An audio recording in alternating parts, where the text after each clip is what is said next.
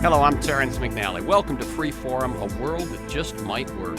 I'm joined today by Raj Patel, author of Stuffed and Starved, The Value of Nothing, and his latest, A History of the World in 7 Cheap Things. You can learn more at Raj Patel, that's RAJPATEL.org. After hosting and producing the show for nearly 2 decades, in 2014 I stopped recording new live interviews, and the show has continued on the Progressive Voices Network on TuneIn, streaming relevant interviews from the archives.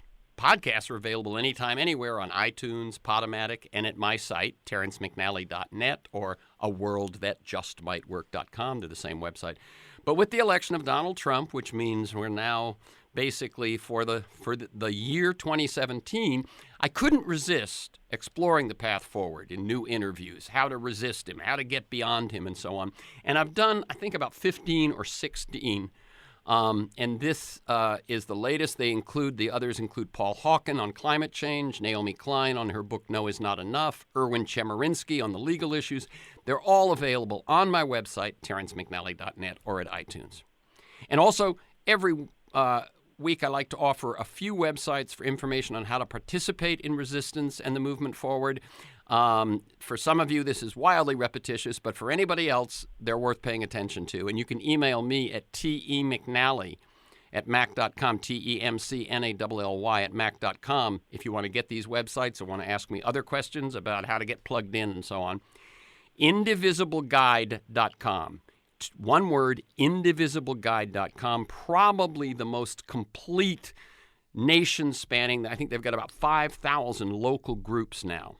OurRevolution.com. Again, one word, Our Revolution, and that's the one that grew out of the Bernie Sanders campaign. MoveOn.org, which has been active for years, mostly online activism.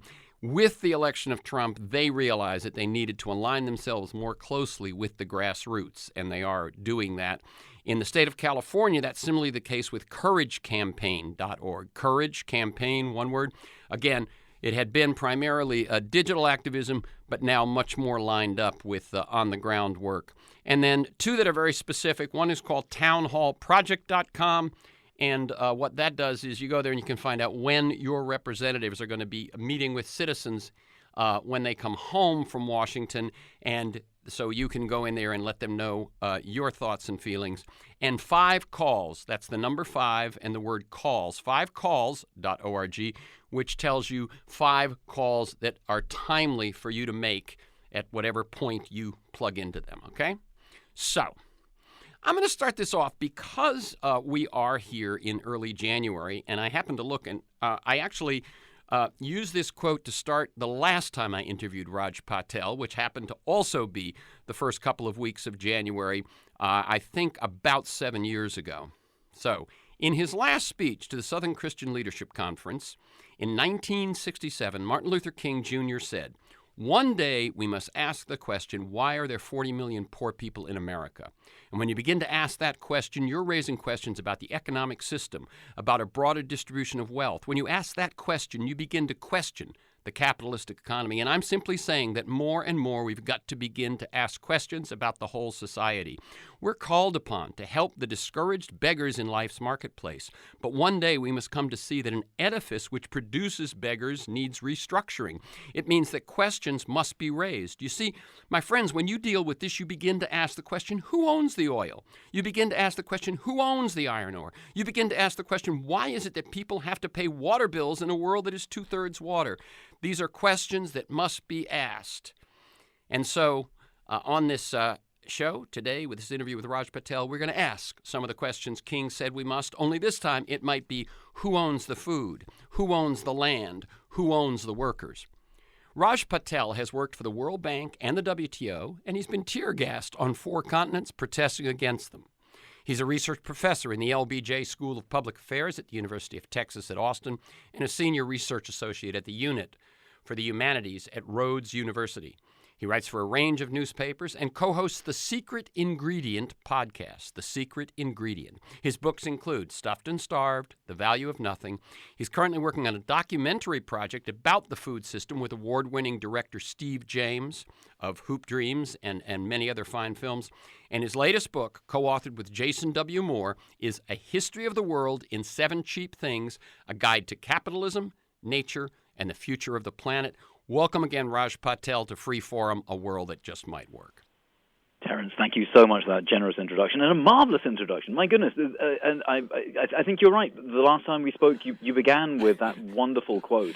But I think the difference is now, when you said it back in 2010, it was still sort of okay to talk about capitalism and think that it might fix itself. And I think now people are starting to see that despite the years of the Obama administration, there's something that even Obama couldn't fix, which is the sort of inherent problems of capitalism. And I think that's partly why we find ourselves in the conversation that we are, and why you've started recording more of these conversations once again. Is it exactly that capitalism is a long-term problem that just won't, that can't be fixed by a president that, depending on your perspective, may be benign or less than benign. Right.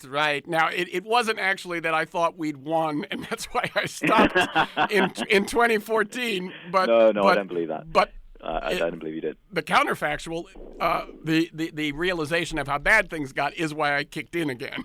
Mm-hmm. So I want to tell people, by the way, that we are recording this conversation Wednesday, January 10th, just in case when it airs, we're a little slow on current events. So you've, as I said in that intro, you've worked and you've protested against some of the same organizations. You've written, you've done all sorts of things. Tell us how you think about your path. I mean, I think my path has been one of trying to find what works to change the world. I mean, I think that's why the website "A World That Just Might Work" is precisely. I mean, I think that's been my journey since I was 5. I saw poverty in India for the first time when I was 5, and it scarred me so much that when we got back home to London, I started renting out my toys to my kindergarten friends to send money for famine relief. And ever since then, my path is, all right, well, that didn't work. What might work? And for me, working more and more with social movements, trying the World Trade Organization, trying the World Bank, and realizing that they weren't doing much, but finding more that the deep kinds of transformations we need in the world are coming from social movements that are very critical of capitalism. That's been my journey. And so for me, what might work is not charitable contributions, though, of course, there is a dignified emergency among the poor right now. We must give to charity, of course, but long-term fixes are not going to come from technocrats or from large organizations like the World Trade Organization or the World Bank. They are going to come from movements of the poor and movements of people who are thinking for themselves about deep transformation in our society, and that does mean talking about capitalism. Mm-hmm.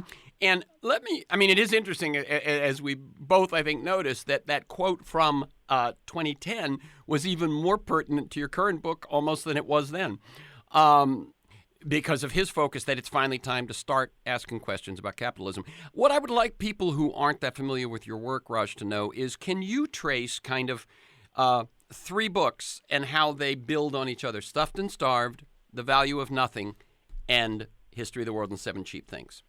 Well, I mean, I think Stuffed and Starved was an attempt to make intelligible to the general reader the kinds of technical stuff that I've been doing for a while around trade and around food and around international economics.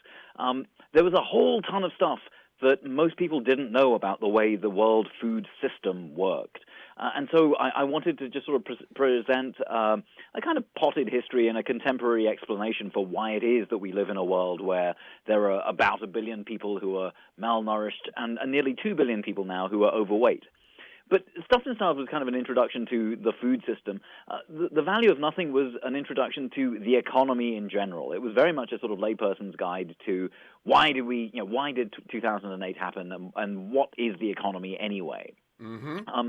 But this more recent work is a much deeper dive into that question, a much longer history of how it is that capitalism began. Where does it come from? Whose idea was it? And what actually is capitalism? Is it just a bunch of people making money, or is it something else? And so with Jason W. Moore, whose ideas I'd been reading, and he'd been reading mine, and we'd started sort of basically citing one another in our academic work.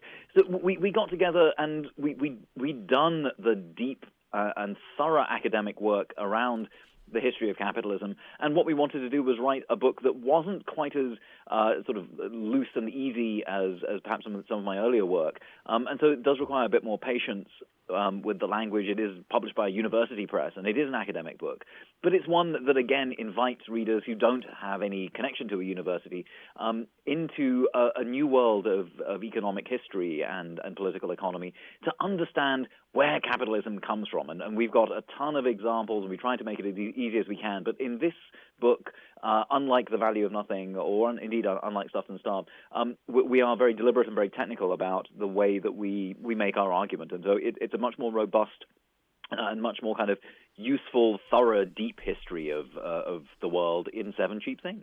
Okay, and so that a couple of the words you use there don't scare readers away.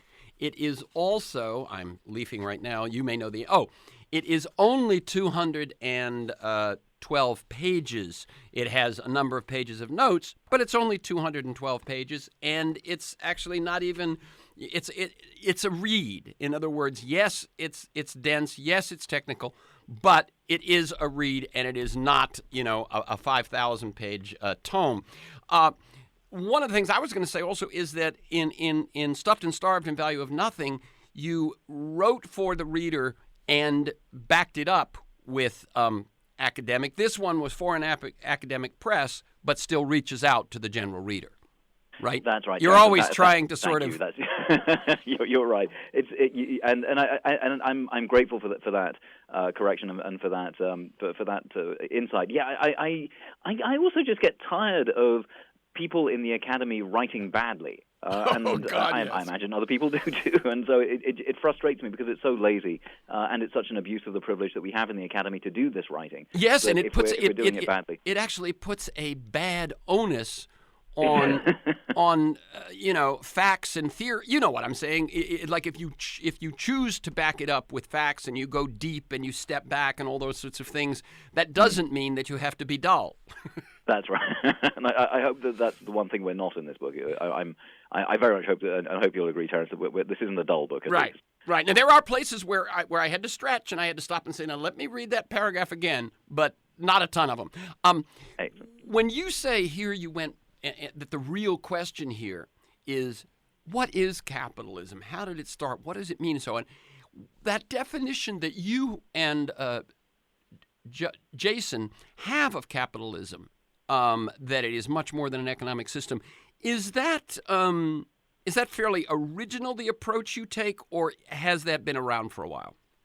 Well, I mean, I think the idea that there's something about the way capitalism relates to nature, you can find it if you look in Karl Marx, but in a lot of subsequent writing that has come from people who claim to be working in the Marxist tradition, it's kind of dropped away. And all we've done is go back to some of the original capitalist critiques, and Karl Marx was there early on, but there are others as well who observed this about capitalism, that it is about a certain relationship to nature. Capitalism isn't just about how people make stuff and make money from it.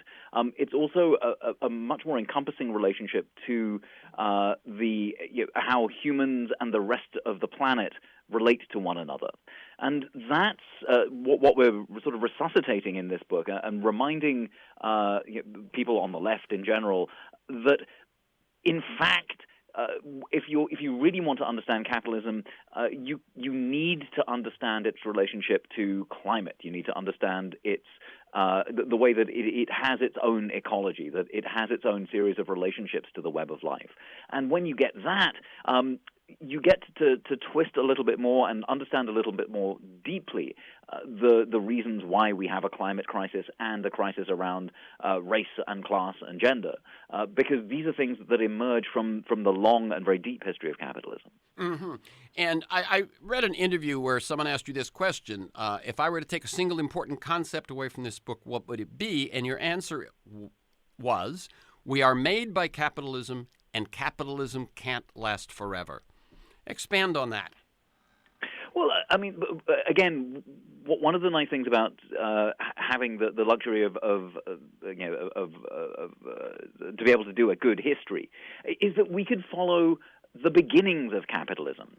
So we look at feudal Europe, and feudal Europe is made possible in part by a climate anomaly. Mm-hmm. There's a moment in history where, for about 250 years, in Europe, there's what's called the medieval climate anomaly.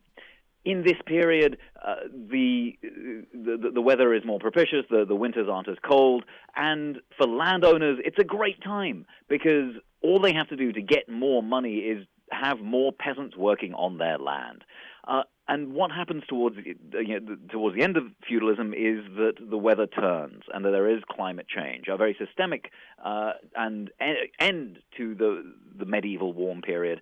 And all of a sudden it starts getting colder. And so the economic system, which was based on constant returns to the addition of peasants to the land, so the more peasants you have, the more stuff you get, all of a sudden that comes to an end. It becomes impossible to run that system. And then on top of that, you have catastrophic disease through the plague and through the Black Death. And as a result of these two things, climate change and disease, the economic system that preceded capitalism, feudalism, comes apart. And it's out of the sort of decimation of the end of feudalism that a number of other experiments are tried and capitalism wins. But capitalism can't carry on the way that it is because it is responsible now for massive state shifts in the way that our planet's ecology works. And those state shifts, I'm using the sort of climate scientist term here, but the idea of a state shift is an abrupt and irreversible change in the operation of the mechanics and the sort of biophysics of the planet. And that means that we're heading for a dramatic change, the likes of which we haven't really seen since feudalism ended in Europe. And with that dramatic change, capitalism cannot endure. It's premised on certain kinds of social relations and on cheap food, for example, which we rely on beneficial climates to give us. And every model that we look at sees food prices going through the roof because of climate change. And so when we see this kinds of state shift, when we see the kinds of really dramatic changes that are in the offing because of the way capitalism has behaved, we, with a historical eye, we can say, oh yeah, well, humans have been through this before. We've seen human civilizations rise and fall with certain kinds of climate regime. This, to be sure, is unlike any other that we've ever seen. But capitalism in its current form cannot endure. And so then the question is, all right, well, we humans are kind of wired to behave in certain ways and believe we are, and we've been taught through capitalism that things are meant to be a certain way. The trouble is that the kinds of beliefs that we have come from capitalism, and capitalism's infrastructure, the ecology on which it depends is about to come off. The wheels are going to come off that system. So then what do you do? And that's the big message in our book, is that it's happened before, and if we prepare ourselves, we can prepare ourselves to imagine the world after capitalism. Yeah, I know one of the things you say is that when you ask people to imagine what could come next, it is very difficult for people to answer that question. Yes, I mean, there's the bumper sticker right there, isn't it, Terence? I mean, it's easier for people to imagine the end of the world than it is to imagine the end of capitalism. Yeah. I know many of your guests have observed that. Yep. But if that's true, and most people think it is, then what do you do about that? How do you encourage this imagination? Well, that's what this book is for, is to be able to point out that with a good historical imagination, you can see that things were different. And if with a good geographical imagination, you can see that there are plenty of civilizations even now that are not capitalist and that offer us certain lessons in the way that we might behave so that we can imagine the world after capitalism. Right. I'm locked in a room. It has no windows. It has wonderful pictures on the walls. I think that's the planet. You open a window, you open a door, and suddenly maybe there are other possibilities. I know that one of the ways that you and Jason approach this is you tell stories. I'm a great believer in that. So if I ask you to tell us some stories, and I'm asking you which ones I'd like you to tell, you can take a deep breath and kind of weave, as you do in the book, some of these stories. So the first one is the story of Madeira.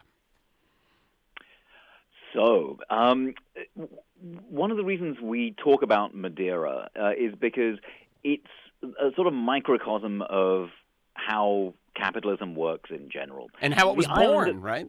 Indeed, yeah. I mean, it's really one of the sort of crucibles of modern capitalism. Right.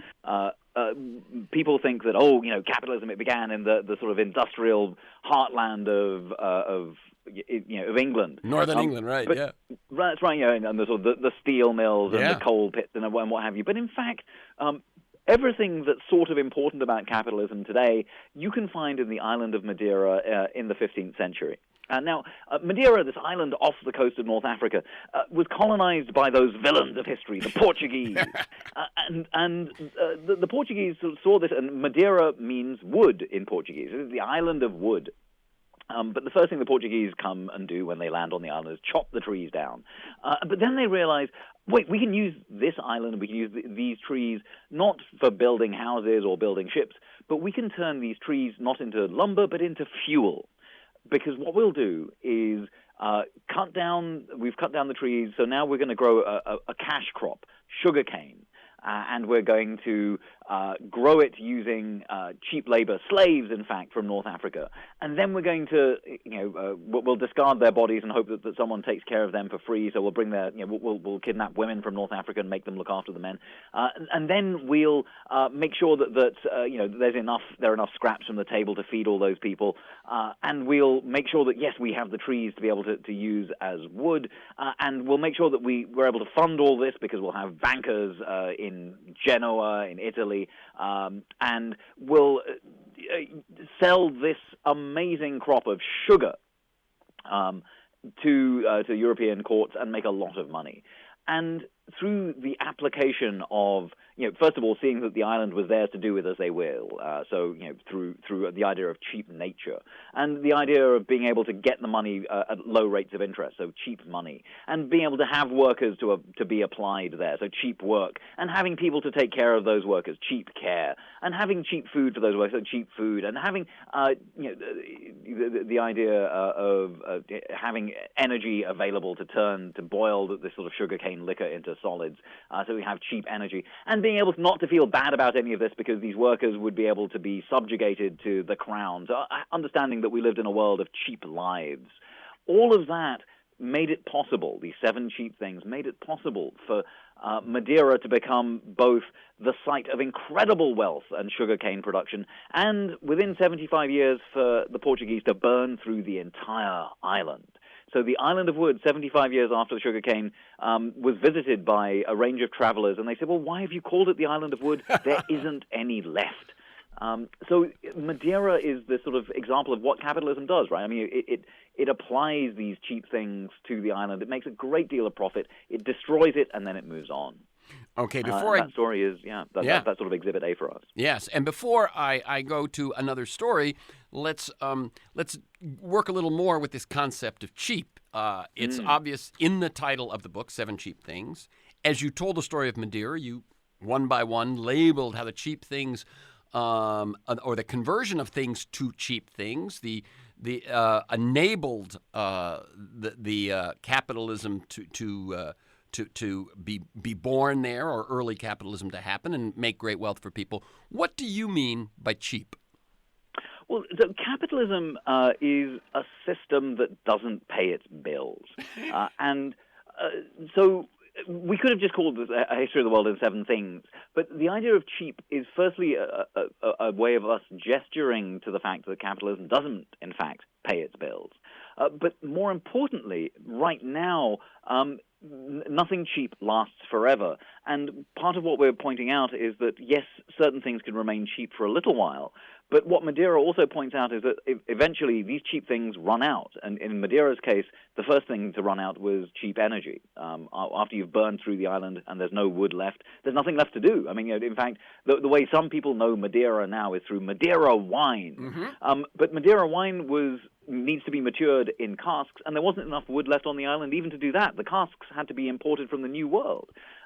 So the idea of cheapness is also an idea of finitude, an idea that things are running out. And in capitalism today, the 7 cheap things are all, in one way or another, running out. And that's important, again, if we're thinking about what comes after capitalism, is that, in fact, if capitalism is about moving from one cheap thing to the next, if all of them are running out at the same time, then capitalism can't be long for this world. Mm-hmm. And I just want to read, because it's a potent quote, one of the things you say at the end of this story of Madeira. If capitalism is a disease, then it's one that eats your flesh and then profits from selling your bones for fertilizer, and then invests that profit to reap the cane harvest, and then sells that harvest to tourists who pay to visit your headstone. And when you say visit your headstone, what you're saying there is that this island that was raped and left for dead is now tourists come and see, look, here's where the raping and the pillage took place, right? That's right. I mean, there's a strange article that we dug up.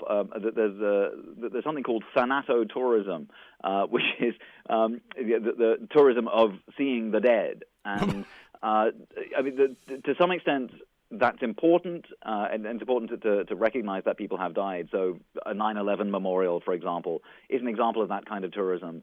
But it's also an exercise in the selective memory of certain kinds of things. And what we wanted to do in that story about capitalism, some people think of capitalism as kind of just a disease that spreads from patient to patient and then everyone dies, and that's capitalism.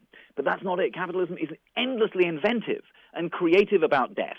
And about making money off it. And so that's why the idea of, look, it's not just about a cancer. Capitalism isn't a cancer. It's a process of making money from cancer. And that's a far more potent thing to look out for. And one of the worries about thinking, one of the metaphors of capitalism as disease, the problem with that metaphor is that we forget then that we get conscripted into it, and we get sort of seduced into the ideas of, well, all right, look, I'm not actually destroying anything. I'm merely visiting a tourist hotspot or something. And in that moment, we participate in a certain kind of capitalist activity through this tourism that I think is something we ought to watch out for. Mm-hmm.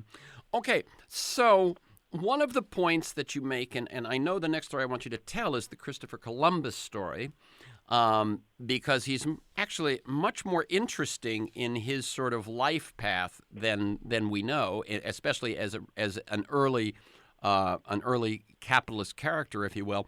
But before that, this notion that you've alluded to, we haven't quite settled down on, is that capitalism demands, in a way, and really grew out of the separation of nature and society. And you point out that which now is, I would say, among certain segments of our culture right now, there, when one can go back, you could start maybe in the 60s, sort of. Wait a minute, nature, we've gone too far with this, and then there's certain parts of the culture that want to bring those two together again. But I think most people might not know your point of view or have taken your point of view of that it was capitalism needed this separation. Talk about that. It's a really important idea that every human civilization has had a sort of a way of telling us and them apart, right? So if it's sort of heathen and chosen, or the residents of the Middle Kingdom and the barbarians, or whatever it is, there's always been some sort of dividing line. But what's interesting about capitalism, and you see it really sort of flourish through changes in the English language, is that in English you get to see how capitalism creates an other through the change in two words, nature and society. So if you're part of society, you're understood as being human and civilized, and members of society were invariably men, and invariably English men. And those who weren't part of society were sort of strange and savage and beyond the pale. And in fact, that idea of beyond the pale is a very important colonial term. In the first English colony in Ireland, the barrier between the English and the savage, wild Irish, and I'm using the English's, the colonizers' words here, was called the Pale. The fence that separated the English and the Irish was called the Pale, and the English called the people who were on the other side of that fence beyond the Pale.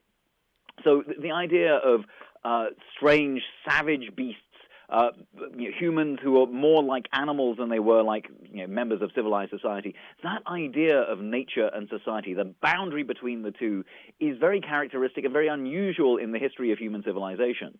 And it's one that capitalism has weaponized, and it's become very important to be able to understand that society is over here doing its social things, running around with the economy and society and what have you. And on the other hand is nature, that stuff that we can take for free, that we can perform operations on, and that we can mine and harvest and pollute in ways that are entirely disconnected from society. But in fact, the economy and society are nonetheless embedded in nature, and capitalism necessarily forgets that. It's not a sort of partial amnesia. It's a desperate and sort of central amnesia for capitalism. You must forget that we depend entirely on the web of life around us in order to be a good capitalist. So, but the notion of the other, the notion that I would suppose is as old as tribalism, and saw certainly eras when slavery was wide and important and so on in the way society was structured. They were able to do all that, to consider the other, to enslave the other without this harsh distinction between nature and society? Yes, I mean, when slaves are, obviously slavery predates capitalism, but when slaves are brought into, are captured, they are, humans who are spoils of war, but they're not subhumans. They are always humans. They may be humans without certain kinds of rights because they are owned, but they don't stop being humans in a way that slavery systematically has to dehumanize under capitalism in order to be able to turn people into commodities. Whereas the kinds of slavery that we see in many societies before capitalism is not the kind of social death that modern capitalist slavery involves. So yes, I mean there's abundant slavery, but it's not social death in the same way because in order for capitalist slaves to exist, they need to be outside society. They're not permitted to be part of society, and in that way, their condition is very different from slaves in other historical eras. Now you're looking back. I'm sitting in this studio looking back, and we say, wow, they needed to make that separation between nature and society, between we, and I think of it almost as we, the civilized, God-fearing capitalists, and the rest of them who don't count as we do and are more just part of wild nature. But when they were coming up with that differentiation, right, when philosophers, Descartes and wherever he got the idea, and so they weren't thinking, if I do this, capitalism will thrive. What did the urge to separate come from?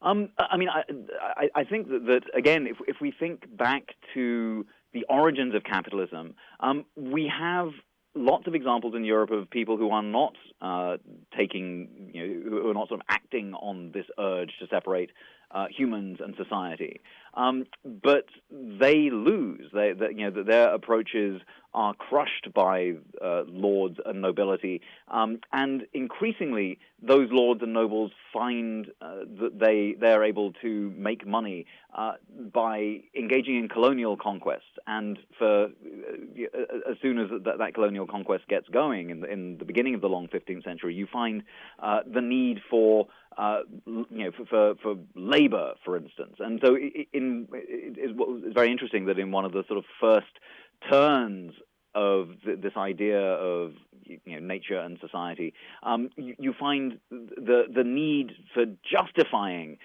people being savages emerging from the need to find cheap work, and so the church is very much involved in the idea of saying, well, all right, we give you kings and explorers the right to essentially enslave people if they don't believe in Jesus, or if they're not, they don't profess a belief in Jesus Christ, our Lord and Savior.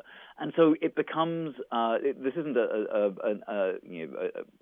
one doesn't need to posit a conspiracy, right, in order to be able to observe that in fact it was very convenient for the powerful people of their day to have this separation become one in which people who were understood as savages could one day be brought into society, but only if they worked.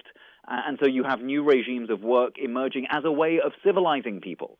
And again, this is just a way of observing that the separation between nature and society becomes very convenient, and in fact it becomes entrenched precisely because capitalism emerges already not wanting to pay full value for its labor. So let me see if I'm right here, though. So the church has the saved and the unsaved. And Descartes, whom you cite as quite important in terms of kind of pre-Descartes, post-Descartes, the way that at least a certain segment of a certain part of society sees things, that he didn't set out to create a philosophy that would serve capitalism. He came upon it, from whatever the Enlightenment, and then then they took advantage of it.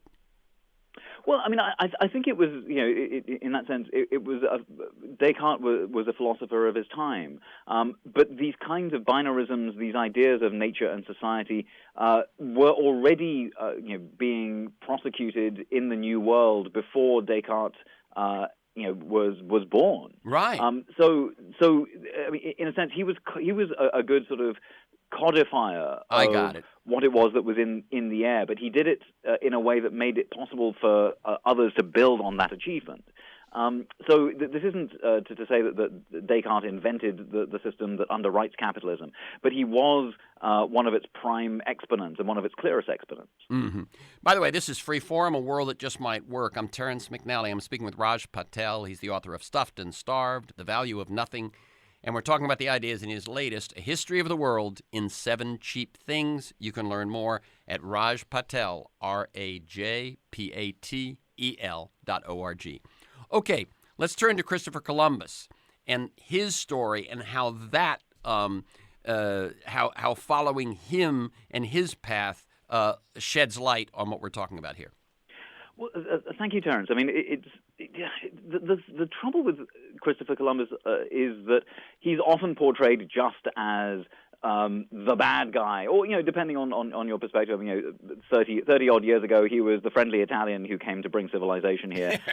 Already, his reputation has taken a bit of a knock, so that now we understand Columbus Day also in many places as Indigenous Peoples Day. Right.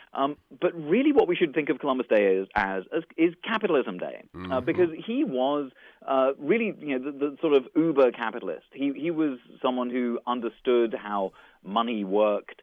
He was born in Genoa, which is really was a big world financial center at that moment in time.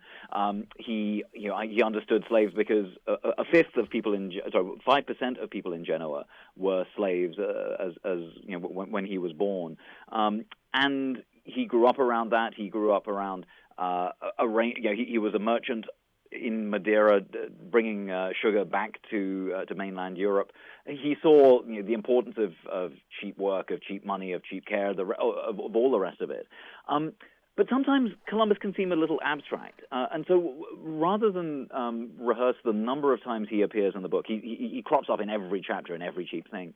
But let me see if we can just bring him up to date. I mean, look, what did Columbus do? He managed to persuade a bunch of investors on the back of not terribly stellar performance, that he was going to be able to give them a massive return on their cash. And what he was going to do was find new frontiers where new kinds of exchange and new kinds of resources would be able to be extracted and brought back home, and people would be richer than Mammon. And what he would do is, he'd borrow some money. Yes, he'd need some ships, but it's okay. He'd pay his workers very badly, if at all, and then he would exploit whatever he found when he got to the new frontier, and then he'd bring it back, and then there would be money for the bankers. But that's exactly what our modern-day Columbuses are doing. People like Jeff Bezos or Elon Musk. I mean, when you hear Jeff Bezos talk about his ambitions to colonize the moon, or when you hear Musk talking about colonizing Mars, what is it that they're doing? What they want to do is go to these places and create ecosystems of capitalism, so that resources can be extracted and brought back for cheap, and that people will be able to make money, and you'll be able to set up a new kind of system on the other side of, on either on another planet or on our moon. And this is a sort of example not only of the need of the sort of the dynamic that Columbus once depended upon, now again finding form in the 21st century. But also the sort of insatiability of capitalism. Capitalism always needs a new frontier. And people are like, well, there are no more new frontiers in capitalism. The planet is effectively fully capitalist. And that's not true either of the planet or of anywhere else in the solar system. And now all of a sudden we are seeing that what capitalists very much need is having extracted what they can from this planet and broken it in the process. They're looking up at the skies and thinking, they're looking at the stars, and what they're really looking for is money. Yeah, although I would say that one thing you kind of skipped over there, although I think it's implicit in what you're saying, is that when both of them talk about colonizing space and extracting minerals from space, then there is a literal comparison with Columbus and those folks. But they've been, everything they do is to get people to invest in their exploring a new frontier, right? In other words, if electric cars is a new frontier, if solar energy is a new frontier, if internet retail is a new frontier, so metaphorically, it's what they've been doing all along. Mm-hmm. Yeah, but it is also true that what they've been doing is underpaying people. Oh, sure. That's what I'm saying. I'm saying it's the outer space thing is only the literal one, but everything they do is we'll find a new frontier, we'll pay people very little, we'll borrow. It's I think it works in everything they've done already. Yeah. Never mind what they're trying to do. Okay. That's right. Okay. The story of another character who probably is more well known to Americans than Christopher Columbus, Chicken McNugget.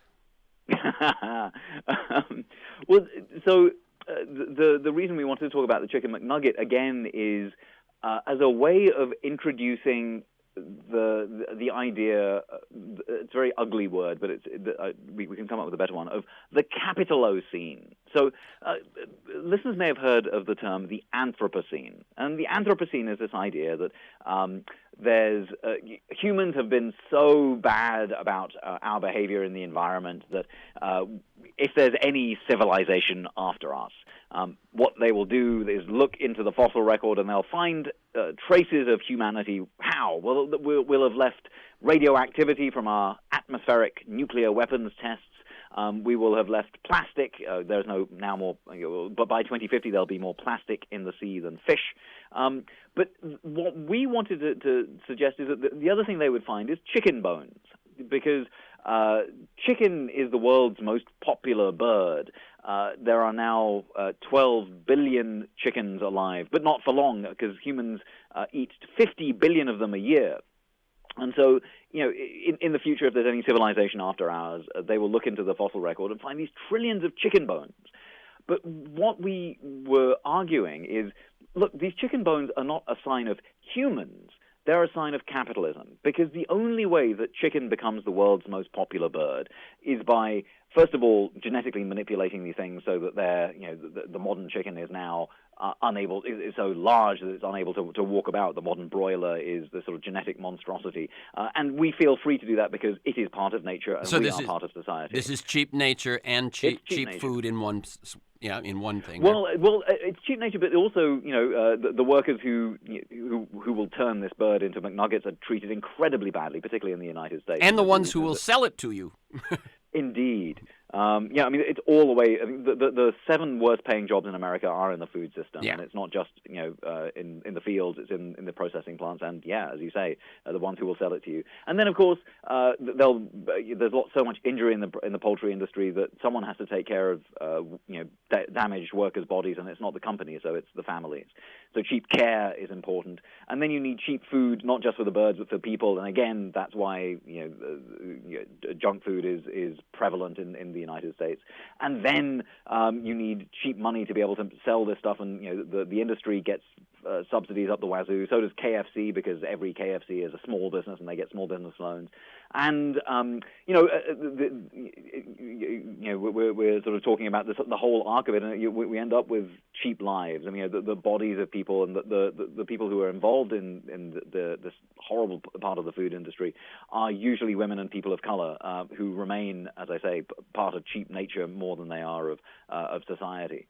And so, the way that we can have these horrible wage gaps is a sign of how it is that the early origins of capitalism and this division between society and nature persist with us today. And that's why the chicken bones are not a sign of humans behaving badly, but it's a sign of capitalism behaving badly. And so that's why we should call it not the Anthropocene, not the era of humans, but the Capitalocene, the era that capitalism has wrought. Interesting. So although capitalism arises out of humans, you, in some sense, are more specific in where you assign blame here. And I notice in the book, very often you say some humans. You make the point of going, some humans do this, some humans do that. Because what you're saying is that it's the system devised by some humans to enrich some humans that actually has changed the planet for all humans. You said it much better than I ever could, Terence. But that's exactly it. And those some humans, it's important to call some humans, by their names, right? I mean, we're talking about capitalists, because that way, first of all, we're able to name an enemy, but then we're also able to say, hey, look, not everyone's a capitalist, right, and not every human society has destroyed the environment. There are plenty of human civilizations still alive today that haven't destroyed the planet. And if they haven't destroyed the planet, we can't blame them. We can't label them with the Anthropocene since they did nothing wrong. So I do think it's important to name our enemy, to understand that we are produced by the system, and that we also, if we are to recover from the system, we need to reseat what it is to be human in a world that's not about capitalism, but it is about all humans. And I'm going to read another a quote, just because it really sums up much of what we say before I move on to the next question, which is, capitalism values only what it can count, and it can count only dollars. Every capitalist wants to invest as little and profit as much as possible. For capitalism, this means the whole system thrives when powerful states and capitalists can reorganize global nature, invest as little as they can, receive as much food, work, energy, and raw materials with as little disruption as possible. That is, in some sense, the ideal state of capitalism, correct? That's exactly it, yeah. And what, by the way, before I move on, the one that I realize I haven't asked yet is, you point out that capitalism isn't just economics, that capitalism demands states, that the nature of states changed with capitalism. What do you mean by that? Well, I mean, in a sense, although states, the idea of a sort of protection racket for farmers is an old one. The idea of the modern state comes about through the development of capitalism. I mean, the idea of the Westphalian state of what we recognize as the modern state is again, it's born at the same time as different governments fight and their corporations fight one another. And so capitalism has transformed the way that we think about who we are, for instance. If we think of, we listen to supporters of a certain politics shouting USA, USA, USA. But what does that mean? What is it that, to be chanting the name of something that will send many young people to their deaths in wars, or be responsible for some certain kinds of large-scale violence in the name of some greater good? What is this idea of the nation and the state that all of a sudden we believe in? If we were to go back 500-600 years, the idea of USA obviously would have been a preposterous one, but it seems now it's sold to us as a sort of timeless and unimpeachable identity, and yet it's something that's been manufactured and confected in ways that suited a certain kind of class struggle at a certain kind of time, and that we rarely question. And so I think again it's important to look at what it is that states and national identity in particular have enabled for capitalists. Okay. Another quote: "The story of cheap things and the crises that follow their cheapening is not one of inevitability. Humans can and do fight back." Now, you said capitalism is endlessly inventive, but let's talk for the, I'd say, 8 minutes we have left about the way forward. You talk about, and I'm going to throw them out here, and and then figure you've got most of the rest of the show to explain them. You say recognition, reparation, redistribution, reimagination, and recreation are the possibilities for life beyond capitalism. So, thank you again, Terence. I mean, one of the things that we wanted to point out in this book is that the history of capitalism is a history of people and nature rebelling and not cooperating with what capitalists want. And I think that's important because, as you say, I mean, right now we need to remember that it is possible to resist and that it's necessary to resist. But what does that mean exactly? What is it to organize with your eyes not merely to the next election, but to the better world that you want to live in? Well, that's why we're very keen at the end of this book to think about what it might look like to live in a different kind of ecology, not a capitalist one, but something that's beyond capitalism. And we're excited about the movements that modern labor organizations are taking to pair up with, for example, First Nations organizations. Standing Rock, for example, was a really important moment where all of a sudden you have nurses' unions supporting First Nation organizers here in the United States. Those kinds of synergies, those kinds of recognition that, for example, in the movement for Black Lives, understands the importance of reparations for slavery, but also of gender equality, and also for basic, decent civil rights, and of local control of the economy. All of these things are part of what it is to imagine a world after capitalism. And that's what we're excited about, is that right now, by pointing out these 7 cheap things, what we're doing is showing and encouraging movements to engage in the kind of conversation that is about crossing single-issue lines to a much richer and fuller imagination of what happens after capitalism. So that's where we're at, Terence. I mean, I think that what this book is about is, first of all, to put historical tools of analysis in the hands of people who want to resist. But then also to say, well, look, if we're serious about imagining not just what happens after Trump and what happens after Republicans versus Democrats, but also what happens now that we're in this this parlous time of climate change and of social upheaval, what do we do to avoid becoming a sort of fascist state like we have in India? Well, then we do need to be thinking not just for the next 5 years, but for the next 50. And there are human civilizations that help us along the way with this kind of thinking. So First Nations are tremendously important in this. But also we have amazing organizations like, for example, you mentioned Naomi Klein, who's been on your show. The LEAP Manifesto is a tremendously important move towards that kind of direction. And in this book, we're trying to find some of the sort of intellectual framework that many of these movements are already talking about, and we're just sort of laying it out as best we can. Yeah. One of the things you say is there always comes a point at which societies undergo a state shift. That's going to that term of not the nation state, but the physics meaning of where the state of things just changes. And now looks like one of those times. And the question is, are we going to have imagined where we can go so that as state shift is inevitable, we humans have a hand in creating the next state or the next entity, the next set of relationships in a way that works. Let me go through those just very quickly. When you say recognition, you mean?